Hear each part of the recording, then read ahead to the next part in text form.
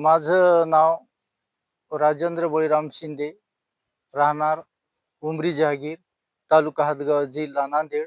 आणि माझा mobile number 97 64 62 05 42 आहे.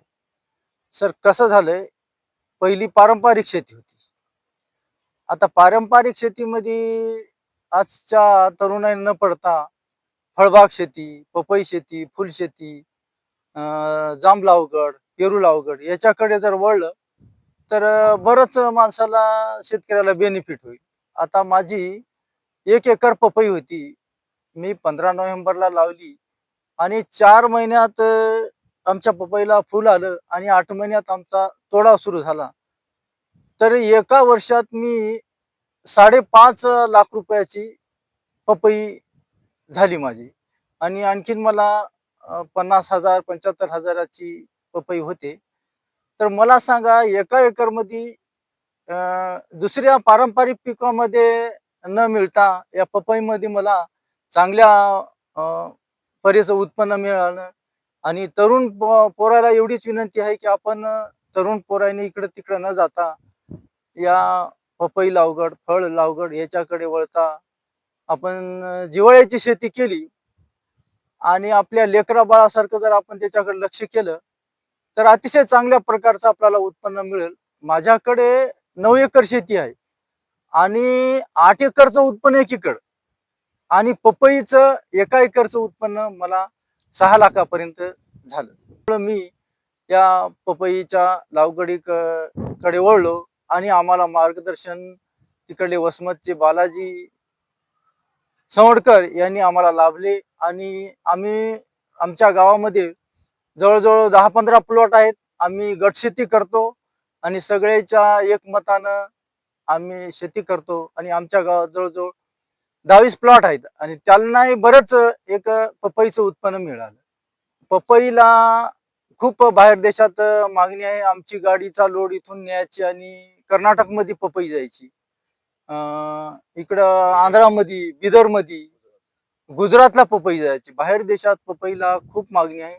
आणि आज रोजी पपईला भाव 25 रुपये किलो आहे.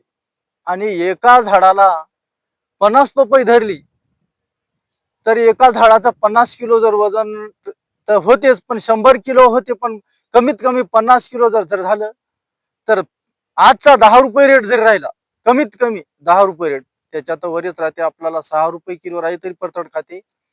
तर एका झाडाला 50 किलो राहिले तर 1000 झाडाचे 5 टन 25 टन माल निघते. तर त्याचे सहज 5 लाख होऊ शकतात. आणि तुम्ही पद्धतशीर जिव्हाळ्याची जर शेती केली तर त्याच्यावरही उत्पन्न जाऊ शकते. आपण घरच्या माणसाला, घरच्या कुटुंबाला, घरच्या माणसाला सगळ्याला घेतलं शेतीमध्ये तर अतिशय चांगलं होते आणि उत्पन्नही वाढू शकते. आणि पपईला जास्त खर्च नाही, आपण सगळ्यांनी केलं तर सहज उत्पन्न मिळू शकते. नाही, आम्हाला कृषी आता सगळ्यांनी जीव लावून जर शेती केली तर वावर आहे तर पावर आहे. आपण जर शेती केली तर चांगल्या प्रकारचं आपल्याला चांगल्या प्रकारचं उत्पन्न मिळेल. कितीही तुम्ही असू द्या, पण शेवटी शेती ही कधीही न संपणारी आहे. तुम्हाला नोकरी असेल, नोकरी संपल, पण शेतकरी ही मायभूमी अशी आहे की सगळ्याला सामावून घेणारी मायभूमी आहे. आणि आपण जर शेतीला न म्हणता, आजकाल किती जरी श्रीमंत असला आणि किती कर्मचारी असला तरी त्याला 4 एकर तरी शेत पाहिजे. आणि शेती असतं तरच कोणी मुलगी देतात. आणि उत्पन्न असं जर काढलं तर खूप त्याच्यामध्ये माणसाला बेनिफिट मिळू शकते.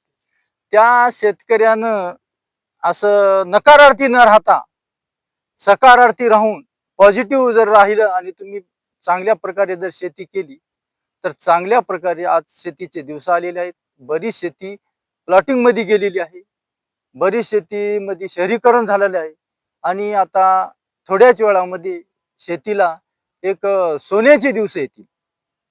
वर्गाला विनंती आहे की तुम्ही व्यसनाधीन न होता आपली थोडी शेती करा, चांगली करा आणि चांगल्या प्रकारे कुटुंबासहित तुम्ही उत्पन्न काढा. तुम्हाला चांगल्या प्रकारे शेती